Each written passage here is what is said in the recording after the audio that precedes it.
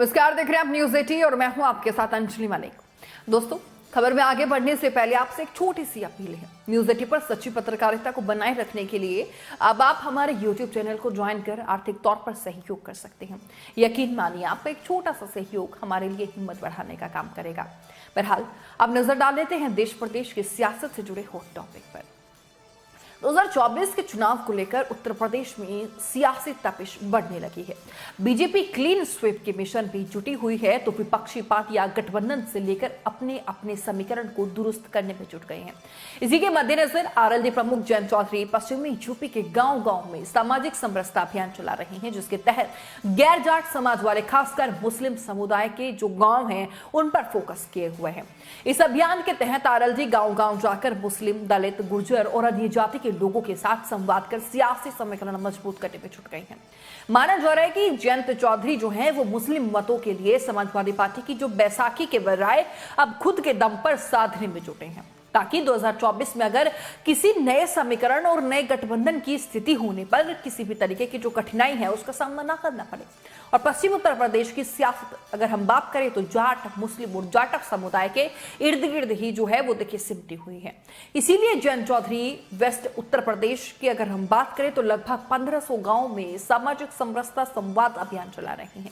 RLD के जो नेता हैं और कार्यकर्ता हैं वो तकरीबन 250 से भी ज्यादा गांव में संवाद कार्यक्रम अपना पहले ही कर चुके हैं।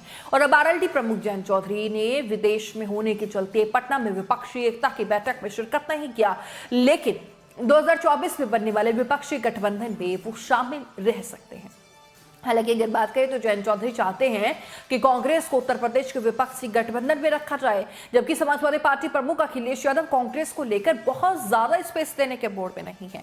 जयंत चौधरी जानते हैं कि अगर कांग्रेस चुनावी मैदान में अलग से उतरती है तो पश्चिम यूपी में मुस्लिम वोटों का बिखराव बीजेपी के लिए संजीवनी बन सकती है। दरअसल अगर हम बात करें तो देखिए, जाट समुदाय आरएलडी का कोर वोट बैंक माना जाता है, सिर्फ जाट। लेकिन 2013 में जब मुजफ्फरनगर के दंगे हुए उसके बाद जाट समुदाय का जो झुकाव है वो भाजपा की तरफ ज्यादा हो गया था। अब जयंत चौधरी ने जाट समुदाय की नाराजगी को काफी हद तक जो है वो दूर कर लिया, लेकिन अभी भी अच्छा खासा तबका बीजेपी के साथ ही है।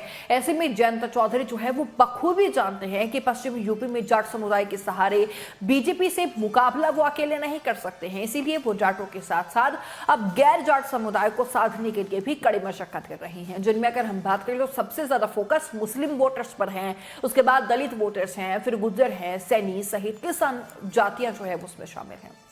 देखिए, जाट समुदाय भले ही उत्तर प्रदेश में 2 से 3% के बीच हो, लेकिन अगर वेस्ट यूपी की बात करें तो देखिए यह संख्या बढ़ जाती है, 20 से 25% हो जाती है। ऐसे में मुस्लिम भी यूपी में 20% है और वेस्ट यूपी में देखिए फिर 30 से 40% हो जाते हैं। अब पश्चिम यूपी में जो अगर हम 17 जिले हैं उनकी बात करें तो जाट मुस्लिम एक साथ होकर किसी भी राजनीतिक दल का खेल बनाने और बिगाड़ने की ताकत रखते हैं।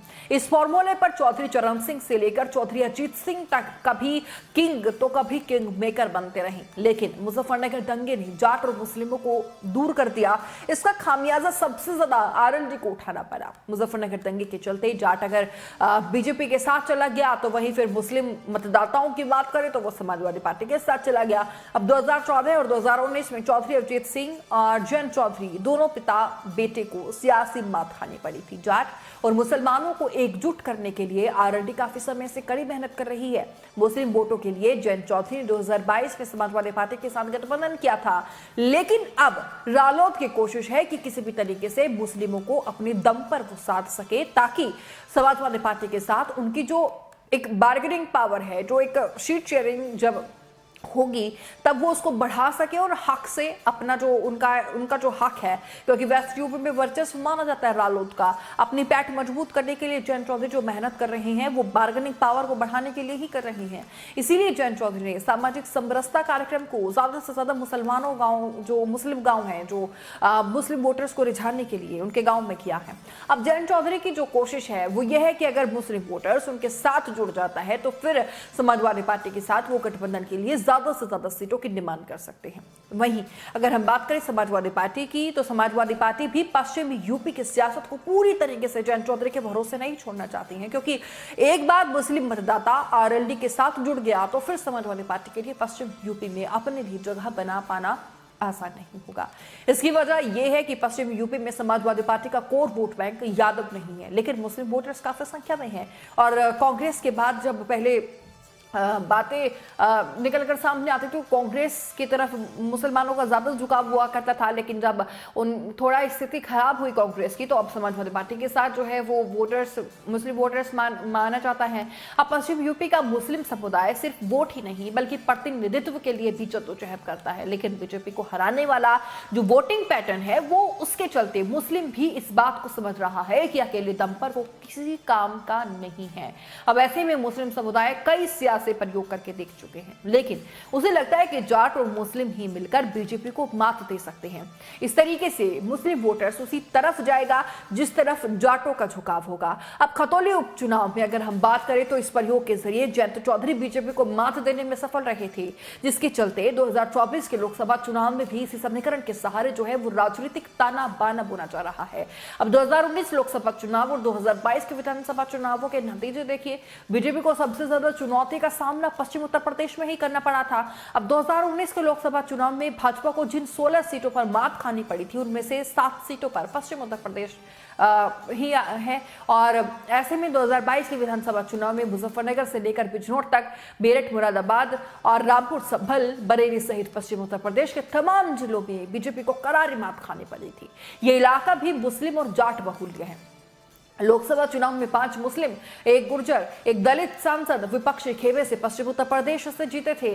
अब अमरोहा, रामपुर, मुरादाबाद, सहारनपुर और संभल सीट से मुस्लिम कैंडिडेट जीते थे, जबकि अगर हम बात करें बिजनौर से गुर्जर और नगीना से दलित और मेरठ सीट पर हाजी याकूब कुरैशी बहुत मामूली वोटों से हार गए थे। तो कैराना सीट पर भी मुस्लिम कैंडिडेट को मात खानी पड़ी थी। अब विधानसभा चुनाव में इसी फॉर्मूले पर विपक्ष को जीत मिली। अब वोटिंग पैटर्न के लिहाज से देखा जाए तो पश्चिम उत्तर प्रदेश की 10 लोकसभा सीटों पर बीजेपी को मात मिली थी। इसीलिए समीकरण को विपक्ष 2024 में दोहराने के मूड में है और उसी के मद्देनजर अपने समीकरण को मजबूत करने में जुट गए हैं।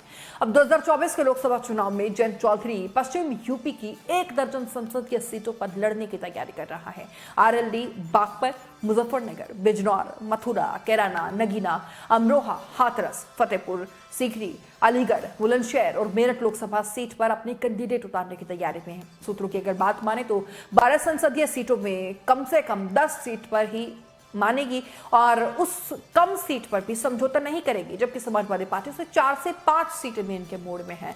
अब देखिए, कांग्रेस भी अगर गठबंधन में शामिल हो जाती है तो फिर सीट शेयरिंग का फॉर्मूला भी और भी ज्यादा फंस जाएगा, क्योंकि कांग्रेस भी कई मुस्लिम लोकसभा सीटों पर नजर गड़ाकर बैठी है। अब आरएलडी के पश्चिम यूपी में सामाजिक समरसता अभियान का दांव 2024 के चुनाव के लिए है। सूत्रों की बात माने तो जयंत की पूरी कोशिश जाट मुस्लिम कॉम्बिनेशन बनाने की है, क्योंकि अगर ये दोनों जातियां एक साथ आ जाती हैं तो फिर गुर्जर और दूसरी अन्य जातियां भी आसानी से साथ आ जाएंगी। अब जयंत चौधरी ने पटना में विपक्षी बैठक में शिरकत न करके उत्तर प्रदेश में गठबंधन के लिए अपना विकल्प जो है वो खुला रखा है और माना जा रहा है कि उन्हें पश्चिम यूपी में जो भी राजनीतिक स्पेस जो है वो ज्यादा देगा वो उसके साथ हाथ मिला सकते हैं। अब देखना दिलचस्प होगा कि माहौल को भांपते हुए जयंत चौधरी क्या कुछ फैसला करते हैं। कहीं वो फैसला अखिलेश यादव को तो टेंशन में नहीं डाल देगा, आने वाला वक्त बताएगा। फिलहाल मेरे साथ इतना ही, लेकिन रिपोर्ट पर आपकी क्या राय होगी वो जरूर कमेंट बॉक्स में रखिएगा। नमस्कार।